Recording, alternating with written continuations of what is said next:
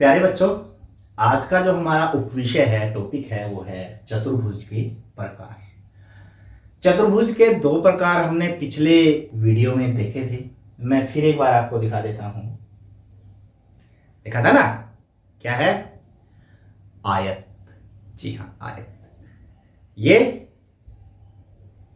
बिल्कुल सही, समांतर चतुर्भुज। दो प्रकार के चतुर्भुज के बारे में आप जानते हैं, इनके बारे में मैं बता भी चुका हूं, लेकिन फिर भी एक बार और बता देता हूं। ये आयत है जिसकी आमने सामने की भुजाएं समान होती हैं, सभी कोण समकोण होते हैं, 90 डिग्री के होते हैं, और विकर्ण, ये जो सामने वाले शीर्ष हैं, जब ये काटते हैं तो समद्विभाजित करते हैं, बराबर भाग में बांटे हैं। और इसकी एक और खासियत है कि इसके विकर्ण हैं वो समान होते हैं। जितनी लंबाई का ये विकर्ण है उतनी लंबाई का ये विकर्ण आपको मिलेगा। दूसरे प्रकार का चतुर्भुज समांतर चतुर्भुज ये है, हमारे पास आया था ना। इसमें भी क्या, सम्मुख भुजाएं समान, सम्मुख कोण समान, और विकर्ण क्या करेंगे, परस्पर समद्विभाजित करते हैं। ये पिछले हमने वीडियो में देखा था। अब दो प्रकार के चतुर्भुज हैं। एक प्रकार का और चतुर्भुज आपके सामने है, एक प्रकार का और चतुर्भुज आपके सामने है, जानते हैं ना? क्या है? हाँ, वर्ग। ये वर्ग है, स्क्वायर, जिसमें क्या होता है, क्या खास बात है इसकी चारों भुजाएं समान हैं। ये देखो, मैं किसी भी एंगल से इसको पकड़ूंगा, चारों की चारों भुजाएं इसकी समान है। और दूसरी खास बात, चारों के चारों कोण समकोण हैं, अर्थात 90 डिग्री के हैं इसके चारों कोण। और इसके विकर्ण भी समान होते हैं, आयत की तरह। आयत की तरह इसके विकर्ण भी समान होते हैं, और इसके विकर्ण जब काटते हैं वो समद्विभाजित तो करते हैं, प्लस जहां पे काटते हैं वहां पर भी 90 डिग्री का कोण बनाते हैं, अर्थात इसके विकर्ण समकोण पर समद्विभाजित करते हैं। अब ये आपके पास वर्ग है। अब एक और आकृति बन, देखो, पता है, समांतर चतुर्भुज बिल्कुल इसी प्रकार का, लेकिन इसमें थोड़ा सा फर्क है कि समांतर चतुर्भुज की आमने सामने की भुजा बराबर होती थी, इसकी चारों भुजाएं समान है। भुजा में तो कोई बदलाव नहीं आया ना, सिर्फ कोण में आया है। तो चारों भुजाएं समान हो जिसकी, उस आकृति को हम बोलते हैं समचतुर्भुज। वर्ग भी समचतुर्भुज है, क्या बोलते हैं इसको? समचतुर्भुज। और इसकी विशेषताएं क्या है? चारों भुजाएं समान है, सम्मुख कोण समान है, समांतर चतुर्भुज की तरह सम्मुख कोण समान है, और विकर्ण समद्विभाजित तो करते ही हैं, प्लस वर्ग की तरह जहां पर भी काटेंगे वहां पर 90 डिग्री का कोण बनाएंगे। अर्थात इसका एक नियम क्या हो गया कि विकर्ण समकोण पर समद्विभाजित करते हैं।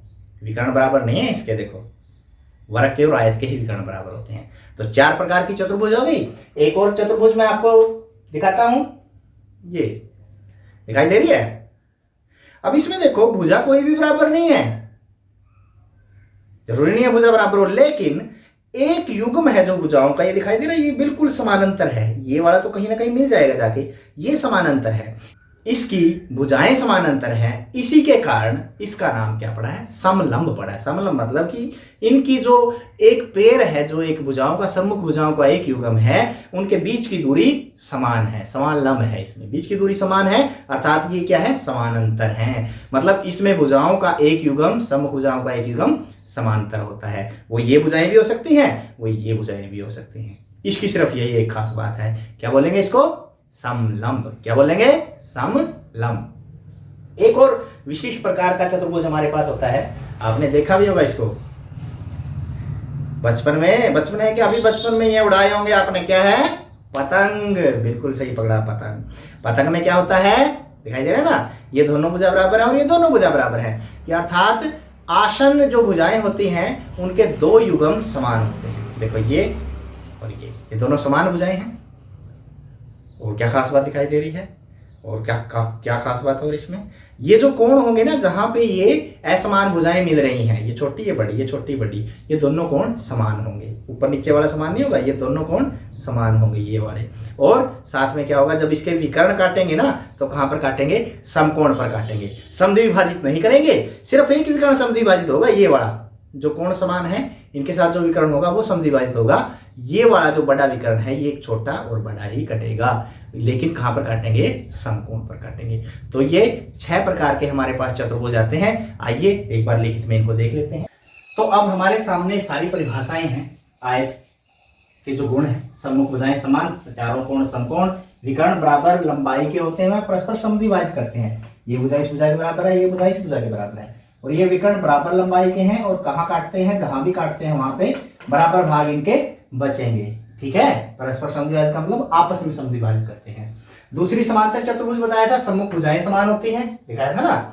सम्मुख कोण भी समान होते हैं, ये कोण इसके बराबर, ये कोण इसके बराबर, और विकर्ण परस्पर समद्विभाजित करते हैं, इसके भी विकर्ण समद्विभाजित करते हैं।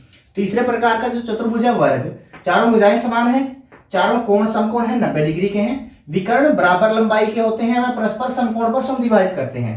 बराबर लंबाई के विकर्ण है देखो, और यहां जहां ये काटते हैं वहां पे 90 डिग्री का कोण बनाते हैं, ये मैंने बताया था ना, परस्पर विकर्ण समकोण पर समद्विभाजित करते हैं। खास बात है इसकी ये, और इसकी भी ये खास बात है। देखो चारों भुजाएं समान है वर्ग की तरह, सम्मुख कोण समान है समांतर चतुर्भुज की तरह, विकर्ण परस्पर समकोण पर, इसके भी समकोण पर समद्विभाजित करते हैं, लेकिन बराबर नहीं है, छोटा बड़ा विकर्ण है, लेकिन जहां काटेंगे वहां पे 90 डिग्री का कोण बनाएंगे और परस्पर समद्विभाजित भी करेंगे।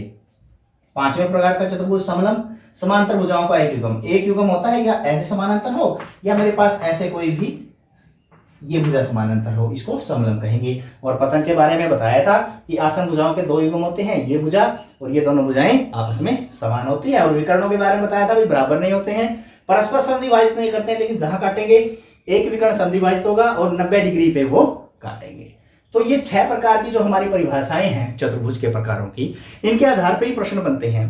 क्या प्रश्न बनते हैं वो देखते हैं। इसके अंतर्गत जो प्रश्न आते हैं वो इस प्रकार से आते हैं कि क्या हम समांतर चतुर्भुज को आयत कह सकते हैं, क्या हम पतंग को वर्ग कह सकते हैं, क्या वर्ग को समचतुर्भुज कह सकते हैं, इस प्रकार के प्रश्न आने हैं। तो इसमें एक चीज का ध्यान रखना कि जो पूछा गया है, क्या पूछा गया है, क्या समांतर चतुर्भुज को आयत कह सकते हैं, समांतर चतुर्भुज को आयत, इसको ये कह सकते हैं, जो कह सकते हैं उसके गुण देखने हैं। किसमें, उसमें।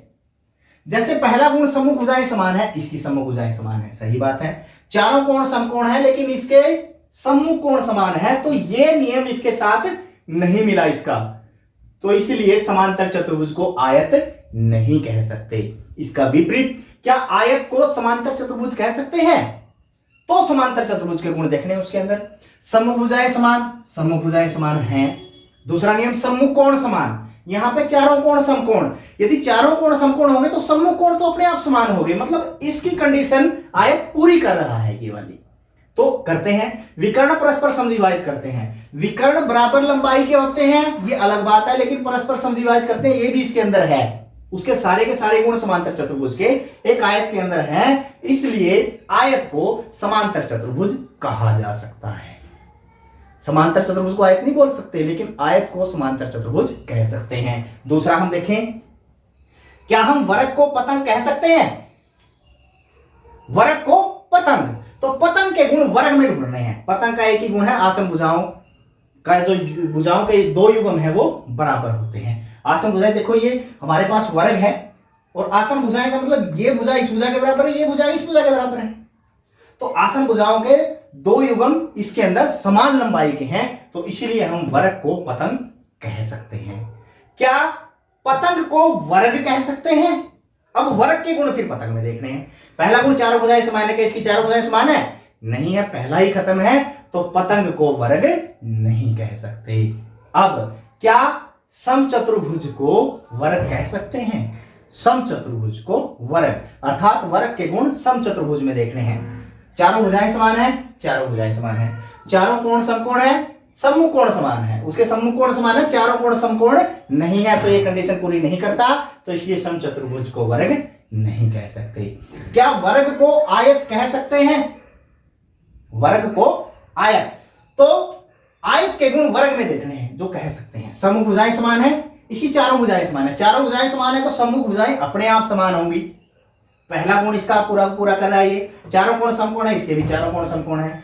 विकर्ण बराबर लंबाई के होते हैं और परस्पर समद्विभाजित करते हैं। विकर्ण बराबर लंबाई के होते हैं, वह परस्पर समकोण पर एक नया नियम ले रहे हैं, समकोण, इसको छोड़ देते हैं तो परस्पर समद्विभाजित करते हैं। बिल्कुल आयत के सारे गुण इसके अंदर हैं। छोटा इसलिए कि ये कंडीशन आयत में नहीं थी, ये इसमें एक्स्ट्रा है, तो इसलिए वर्ग को आयत कह सकते हैं। तो इस प्रकार किस चतुर्भुज को क्या कह सकते हैं, जो कह सकते हैं उसके गुण पहले वाले में ढूंढने हैं, यदि वो मिल गए तो कह सकते हैं, नहीं तो नहीं कह सकते।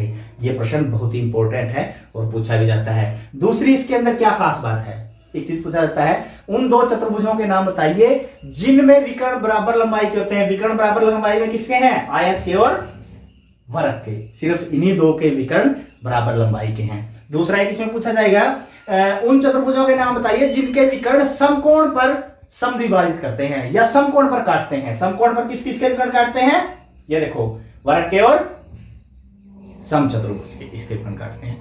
और यदि ये पूछा जाए कि उस विकर्ण का नाम बताइए, सॉरी, उस चतुर्भुज का नाम बताइए जिसके विकर्ण परस्पर समद्विभाजित करते हैं। इसके विकर्ण परस्पर समद्विभाजित कर रहे हैं, समांतर चतुर्भुज के, समचतुर्भुज के भी कर रहे हैं, वर्ग के भी कर रहे हैं और आयत के भी कर रहे हैं। अब ये चीज ध्यान में रखनी है और इन्हीं के आधार पे हम ये अगली प्रश्नावली कर सकते हैं। आशा है कि चतुर्भुज के सभी प्रकार आपको समझ में आ गए होंगे।